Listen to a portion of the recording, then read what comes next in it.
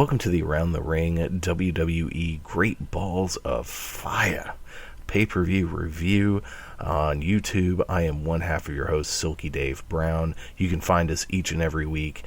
We drop on Sundays at AroundTheRingOK.com. You can follow the show on Stitcher, iTunes, TuneIn, and Spreaker. And you can follow the show on Twitter and Facebook at Around the Ring OK. My co-host Floyd Johnson Jr. will be joining us here in a little bit with some perspective from the arena. He went down to Dallas for the show.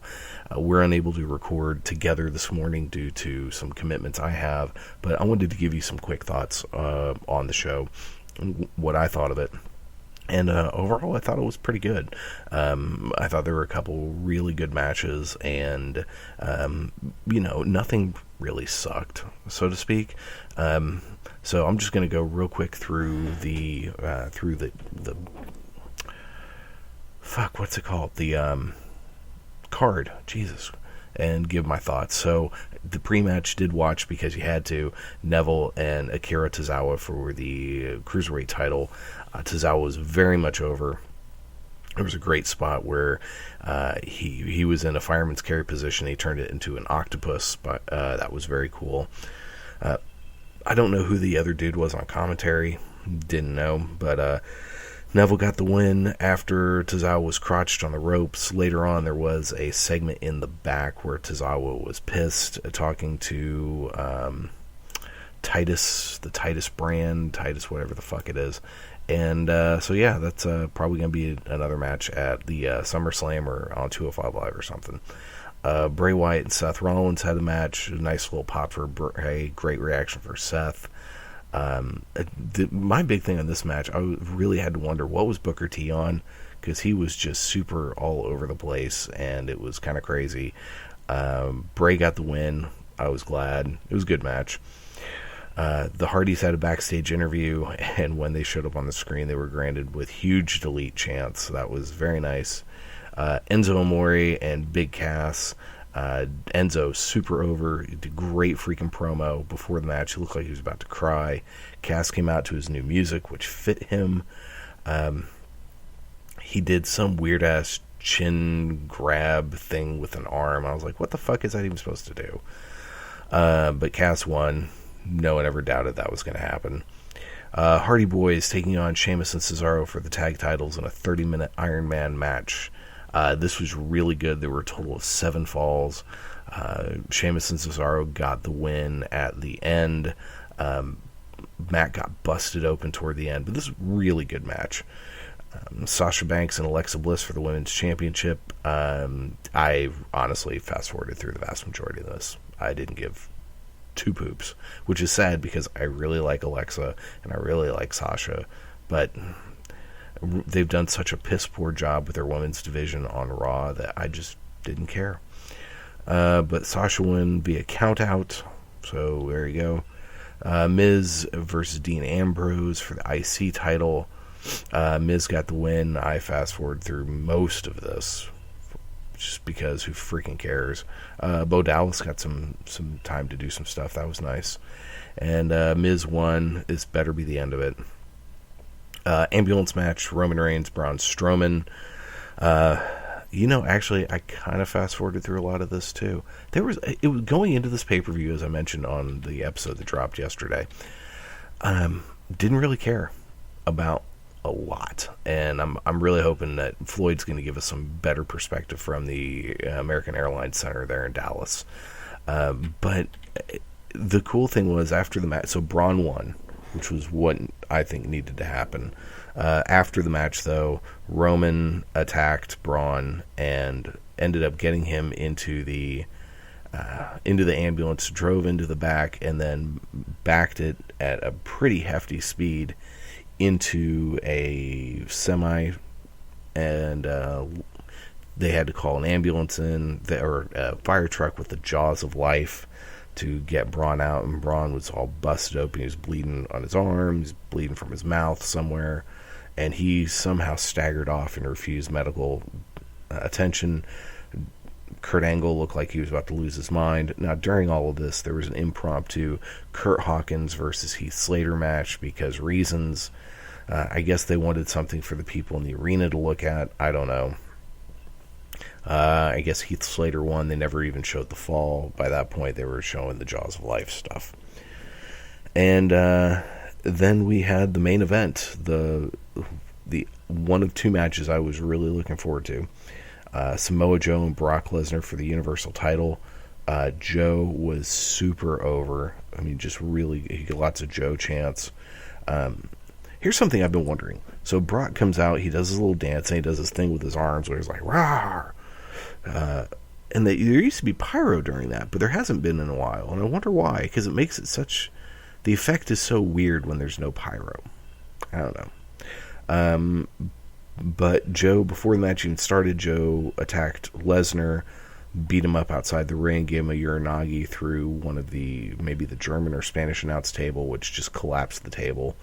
The match did get started. Right as the match was about to start, there was a "Joe is going to kill you" chant. And honestly, Samoa Joe controlled most of this match. It wasn't a very long match. The whole segment might have gone 10 minutes, maybe 15.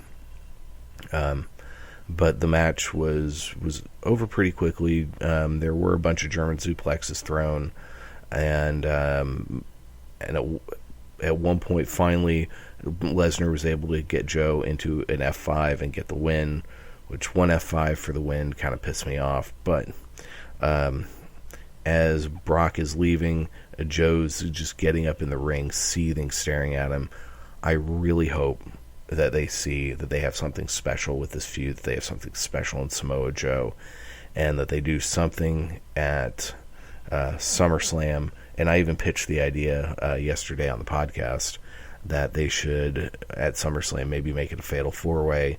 Lesnar defending against Joe, Roman, and Braun, and Joe gets the win and becomes champion. Because here's the thing, Roman Reigns does not need that title. It will just not make things better. 2, Brock Lesnar, as cool as it is when he has the title, he really needs to not have it anymore. 3, Braun Strowman quite isn't there yet. He needs to just beat the hell out of some more people. But Samoa Joe screams champion. The thing, there were no run-ins, no one showed up.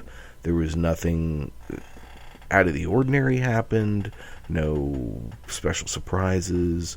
Floyd and I had kind of hoped that the Wyatts might come out and reform with Luke and Luke Harper and Eric Rowan and take out old Sethy boy, but that didn't happen. It was pretty straightforward. This was booked and built up like a big show, mostly because of the Samoa Joe, Brock Lesnar stuff, but really, this was kind of a B show. I mean, there were some pretty big matches here, but it was a standard, not a super huge important show, though it did have some good stuff. I mean, overall, B-, not bad. It was alright. So here's Floyd. We're going to get his perspective on things from there in the arena. I'm sure he's going to have some real good hot takes, and that's going to do it for us for this time around. So don't forget to listen to the podcast. Drops each and every Sunday. And go ahead and do us a big favor. If you're listening to this on the YouTube, click the like button and hit subscribe so you know whenever we have new content dropping. So that's going to do it for me for this pay-per-view. WWE Great Balls of Fire, the first annual. I still can't fucking believe they called it Great Balls of Fire, but whatever. Take care, guys. This is your Floyd and Savior, Floyd Johnson, and I'm here with my WWE Great Balls of Fire recap. What we're looking at first, I was live in the building in Dallas, Texas, the American Airlines Center. It was me and the club. We were about 5 deep, and we added a new member because I like to do that at events. Meet new people is like my favorite thing to do at live events. Now I will say, overall, I'll start this. I gave the show a B. Most people don't start off with that part of it, but I wanted to let you know. I just, based on sometimes being in a building, it generally buys you a letter grade. I would honestly say B plus. I feel like everything, even though it didn't happen the way I wanted it to happen, I thought it was executed well, and we got some good matches. Let's start off with the pre-show. Started off about 6:30, 6:40. We knew it wasn't going to be that long of a match. We had Neville versus Akira Tozawa. I said yesterday on the show that I would like to see either Akira Tozawa win by DQ or this ends in some type of no contest. But they went a different way. And it feels like it was done at WrestleMania because they did the way with Neville eye-gouged Austin Aries and then put him and then finished the match that way. In this match they chose to go with low blows. He racks Akira Tozawa over the top of the ropes, and then racks him over the top rope, and then he like kicks him. And it was kind of weird. And then he gets the pin that way with basically 3 straight low blows. And yeah, I mean, it was a despicable way to win. But when it just was done in the Cruiserweight division with his last rival, I have to say that's a little ridiculous. I mean, you have to use some creative storytelling here. Of course, we're going to get Tozawa and Neville probably again at SummerSlam. Me personally, I would do Akira Tozawa and Neville on a regular episode of Cruiserweight, especially if you plan on Neville winning. And then Neville says he's went through the whole division, of course. And at the SummerSlam, to try to highlight your Cruiserweight division, I would probably do a fatal 4-way for the Cruiserweight title. I don't know what anybody thinks about that, but that's what I would do. The Cruiserweight division's kind of suffering right now. They need a star. I also think a problem with the Cruiserweight division right now is that they're only singles matches. I think we need more tag matches and more 6-man. Maybe use the multi-man matches to get over new people, a la New Japan Wrestling. First match of the pay-per-view was Bray Wyatt versus Seth Rollins. I had no idea who was going to win this match. I thought it could go either way. I have been saying Bray Wyatt needed a pay-per-view win. They went with Bray Wyatt thumbing Seth Rollins in the eye and hitting Sister Abigail, getting the clean, quote-unquote, victory. I give it to him because it was creative and giving Bray Wyatt an open and win match. So Seth Rollins lost, and it's kind of a thing for the night. A lot of people have picked up on it. Good win for Bray. It was kind of cool, always live, seeing the fireflies and Bray's music coming out. I always take a picture of it just because it's one of the best scenes, in the WWE. I think I found out, Bray's like 30. I think he's due for a long title run, and they should really push Bray soon. I know that's not really in the plans, but Bray Wyatt is one of those people. He tells a good story with whoever he's went, and you put him as champion. And you kind of give him the Wyatt family back, and he becomes this impossible person to beat. So when you push that guy to beat him, it would be, a very big moment. And right now, it's like WWE's lacking heroes. Big Cass and Enzo Amore. Enzo Amore came out and he did his opening, and then he cut a promo where he referenced the Frank Sinatra song, which, if Great Balls of Fire as a name isn't old enough to reference a song that most people in your audience weren't even alive during, that's kind of cool. To me, it was kind of cool because I imagine quite a few people are going to go try to listen to that song today because he did break it down and take us through it. If he had just referenced the song and left nothing after it, I probably would have had a problem. But Enzo is magic on the mic. I don't know what his role in the WWE is going to be. It's one of those weird situations. As opinionated as I am, I don't know what his role in the WWE should be. But he's amazing on the mic. I think he could really help the Cruiserweight division if they wanted to do that. but his in-ring work would have to, but he is really good at selling, so if they wanted Neville to beat him up for a while, that would work too. On to the next match. Tag Team Iron Man match. We actually watched this on TV after seeing it live. Live, it just seemed like a whole bunch of botches, and from two really, really great and amazing tag teams, that was kind of annoying. Sheamus and Cesaro do win, but there was a botched pinfall, and they ended up not counting the pinfall because they said he made the save, but he didn't. The problem I have with this is like 2 seconds later, the match ended they got the pin and made it 3-3. If the result was going to be 3-3 anyway, why didn't you just take that 3-3 pin there and move on? Because technically, the show ended with the Hardys and Cesaro tied at 4. Now, I don't know if they're going to use this to go broken or have some kind of we didn't get the result. We didn't get a definitive winner.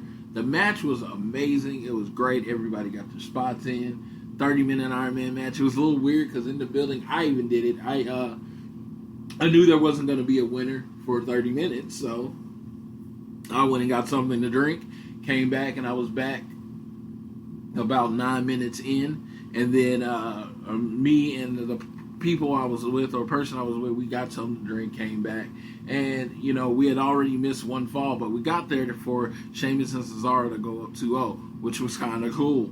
The whole front row in front of us just left.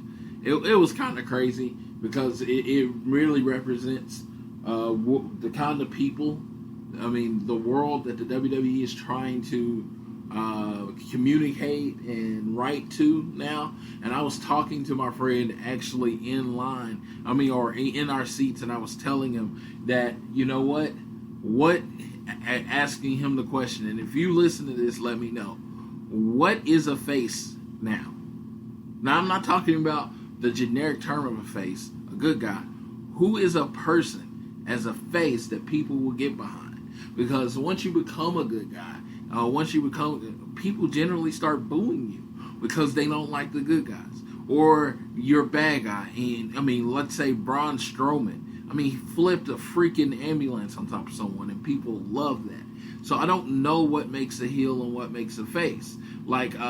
Technically in New Japan, Okada the Rainmaker is the face, but Kenny Omega is the most over wrestler in the New Japan. So what you're trying to do is get to a point where I don't know where you go. If you're trying to write a story, you're trying to write a sympathetic baby face. How do you write a sympathetic baby face when most of the world has no sympathy anymore? All right, but yeah, I had a great tag team match. On to the Women's Championship, Sasha Banks defeated Alexa Bliss. They're doing the thing with Alexa Bliss where she gets DQ'd or counted out on purpose too much. They added a little aspect to it. Sasha Banks not accepting that and attacking her, and then she did the double knee spot off of the announce table onto the floor.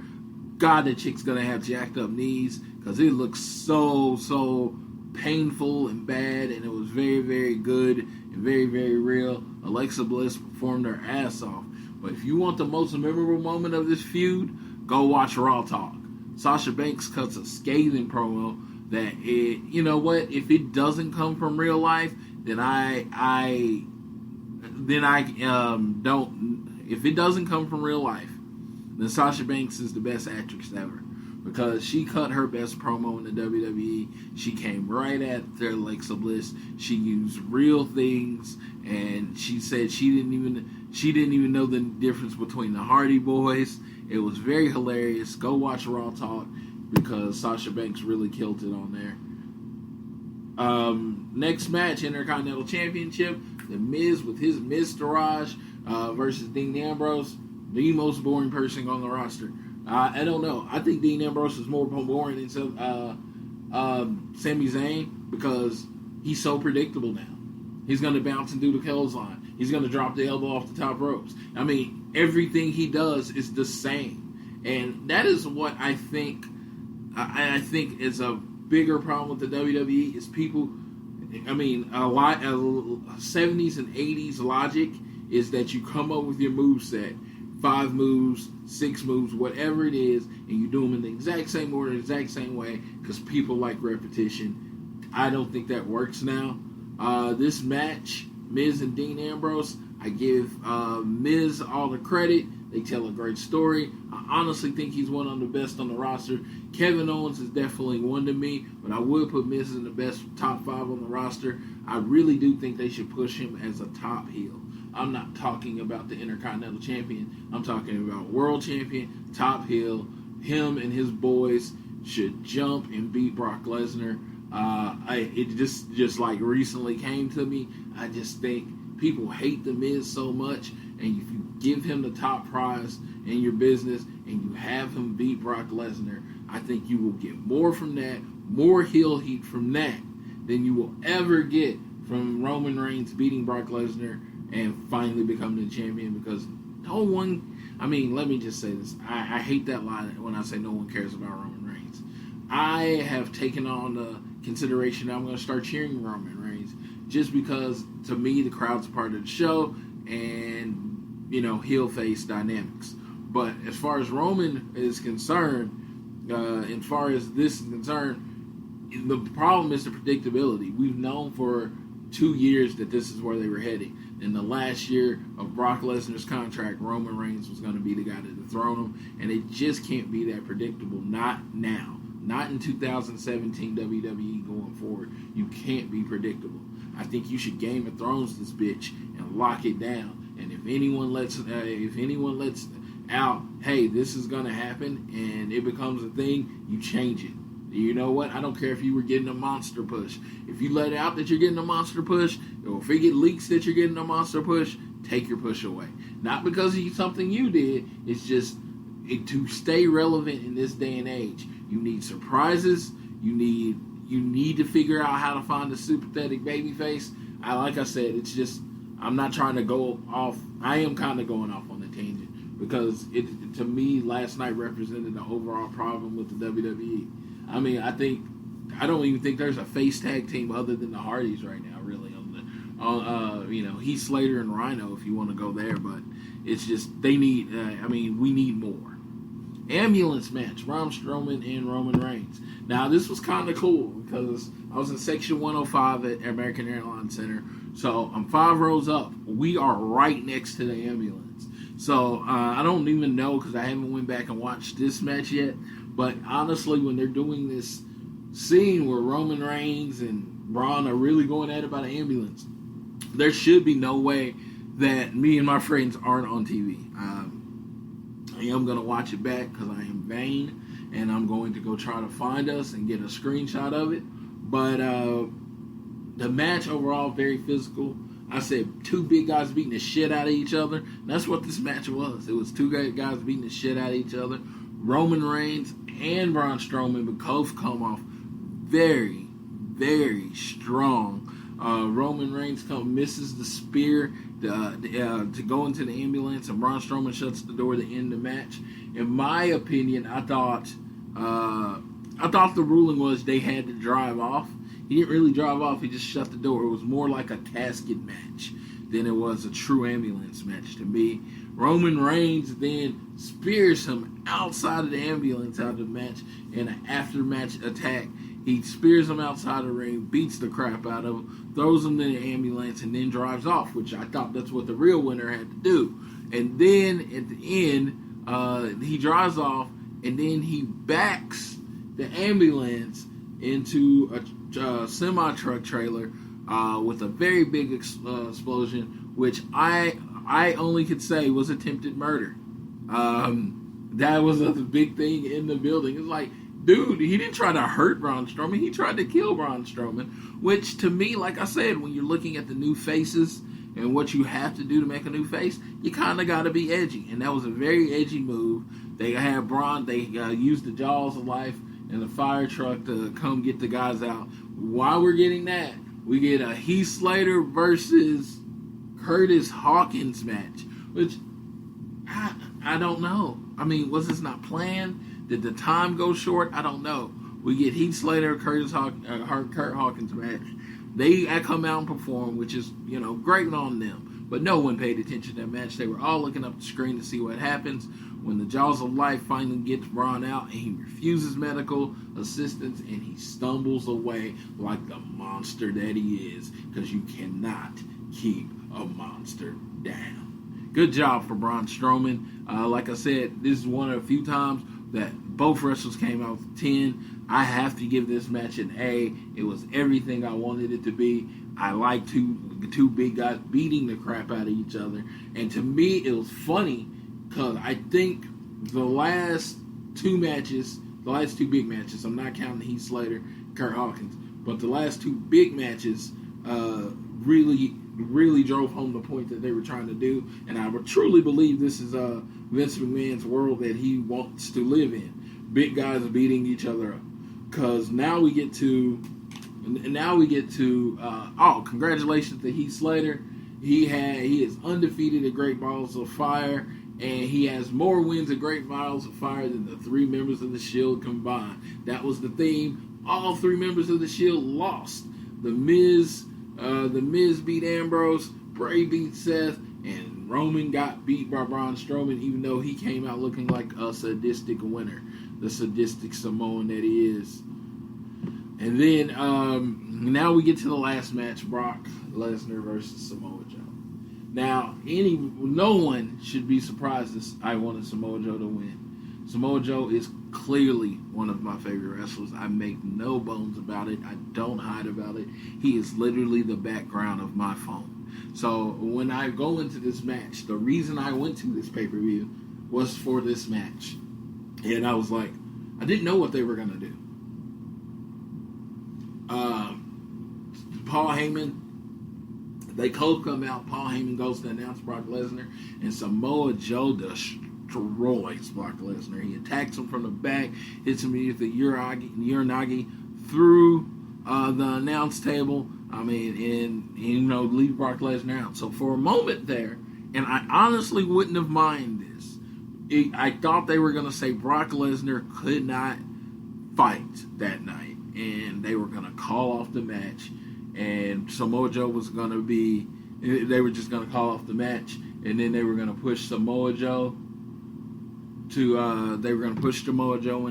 Lesnar to SummerSlam, which I would have been very happy with because I will be in Brooklyn. Well, they went with a little different. Brock Lesnar answers the count. Samoa Joe fights him. It's a very hard-hitting, back-and-forth match for 6 minutes. I mean, seriously, it's what you imagine a real fight would happen. Only problem I had with good old Joe is he didn't do any of his other moves. It was very, I'm going to try to put you to sleep. It was very, he didn't hit his, Brock Lesnar would definitely be somebody he can hit a muscle buster on, or just do any of his other moveset. And I think that would have helped. It just didn't seem like he tried to wear down Brock enough before going through the choke. We got, I think, 6 or 7 German suplexes from Brock Lesnar, and Samoa Joe did a great job of just getting back up after each one. He never oversold the German suplex. So the match ended kind of how I thought it was going to end. Joe trying to put Brock to sleep, Brock reversing it into an F5. I did think it was going to take 2 F5s because I figured if Brock is choking you out and then you throw on an F5, Brock wasn't going to be able to go for the pin, and then they could have gave Samoa Joe kind of a soft kick out on that first one just based on the delay of Brock going for the pin, and then Brock maybe hit another F5, and then that's how the match ended. After Samoa Joe attacked him, my heart was beating. I was looking at my friends next to me. I really, really wanted Samoa Joe to win. It would have been definitely a cherry on the top of an amazing career. He definitely deserves it. He's one of the hardest working workers.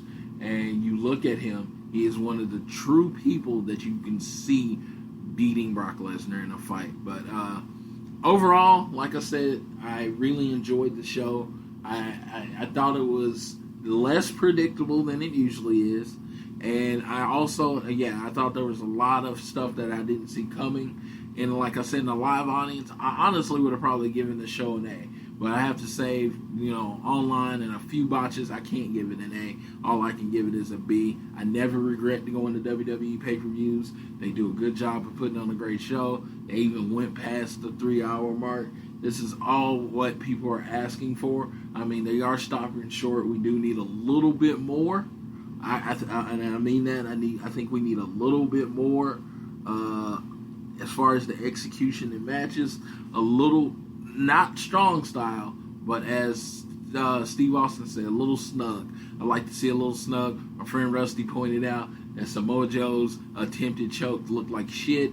I said, well, if it looked good, he would probably be actually choking him, and Brock Lesnar probably couldn't finish the match.